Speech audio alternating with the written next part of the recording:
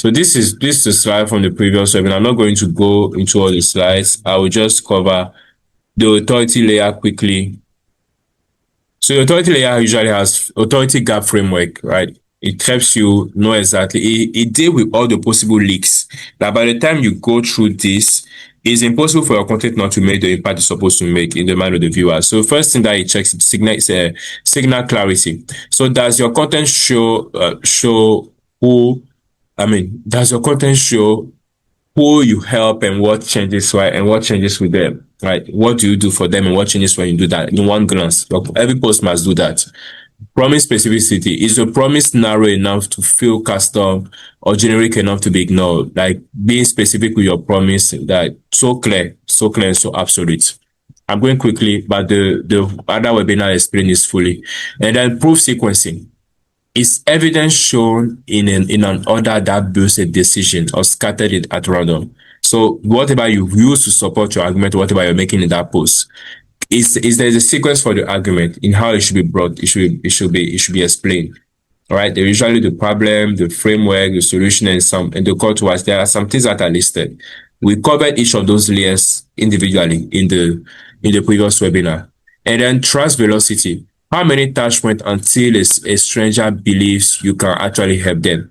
Sometimes that's what is not achieved with one post. It can be achieved with one, it can be achieved with two, it can be achieved with three. It varies based on people. But again, you must understand the concept of trust velocity, the touch point that need to be hit before the client can trust you or give you their money. And then ask clarity. Is there one obvious next step or several competing calls to action? You don't want, again, as I explain it as an example, today, not test me here, book a call, a DM here, take this, right? It must be so clear what exactly you need them to do next. All right. So now we're going to look clearly at the dilution effect. So how posting more without fixing your layers multiplies the wrong content. If you are new here, this part of the webinar series, make sure you do watch the entire video, right? For that webinar to actually learn more. All right, this builds directly from the 5-layer authority gap framework for webinar 1. So what it is, the dilution effect is what happens when you increase output, right? Before fixing which of the 5 authority gap layers is weak. Every additional post doesn't add new trust. It spreads the same unclear signal, generic promise, or scattered proof across a wider set of strangers who all form a same uncertain expression, just at a larger scale. Truly, right? When you look at this framework, imagine if your signal is wrong. Your content is not specific enough to the people. They don't know exactly what it is for. The promise, whatever you're promising them, is also very vague and never narrow enough. Proof sequence, your proofs are brought wrongly, in the wrong order, right? If that is not fixed, having some issues. Trust velocity, you don't know, or you are not stretching your content in such a way that you're actually hitting on different touch points, right? If you're not doing that intentionally, you may end up not closing the deal, or just leaking out possible orders. And then ask clarity. If there's no clarity about what exactly you expect them to do, and consistently in your content, it might not produce results, or it wouldn't produce results as you would expect. So imagine not fixing any of those things and then increasing volume. That's the disaster at scale, right? That's usually what happens with many people's content. So why it works this way? So trust is sequential, not additive. Trust is sequential. What does that mean? That a stranger doesn't average 10 mediocre. I like the way I explained it here. A stranger doesn't average 10 mediocre signals into one good impression. They form a judgment on the first 1 or 2 exposures. If you understand this happening, the webinar is just done. So what the volume trap end up making you do is that it makes you think that, or what you are doing by just increasing volume is that the coach thinks that, right?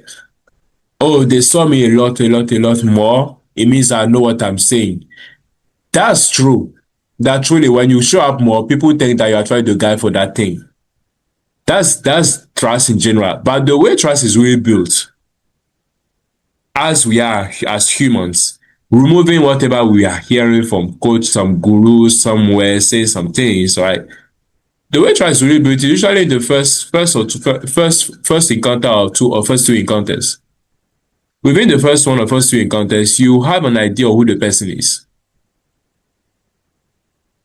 Like whatever data they present to you, your brain goes forward and try to analyze and try to classify it. Okay, he talks like this. He comes from.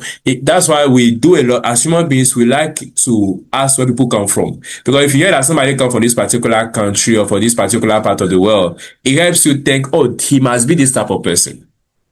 Or maybe if the person is maybe like bulk, like muscular, big looking, makes you think that, oh, this is somebody who may have some, violent propensity. I should not mess up with this person.